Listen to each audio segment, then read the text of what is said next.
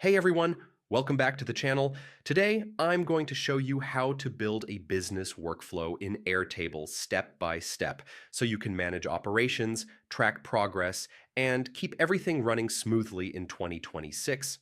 Start by creating a new base in Airtable. Think of this as your workflow hub.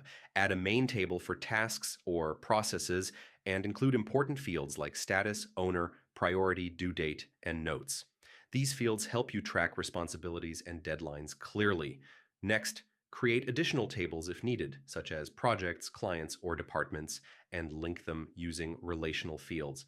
This keeps your data connected and organized.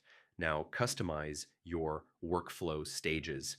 In the status field, add options like planning, in progress, review, and completed. Then switch to Kanban view to visually manage tasks by stage. This makes it easier to see bottlenecks and move work forward.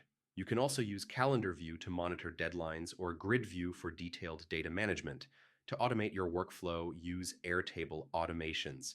Create triggers such as when status changes or when a record is created.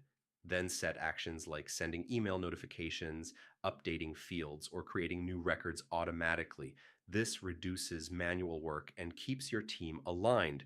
Finally, build a dashboard using interfaces to display key metrics like completed tasks, overdue items, or team performance. Regularly review and refine your workflow to improve efficiency as your business grows. That's it for today.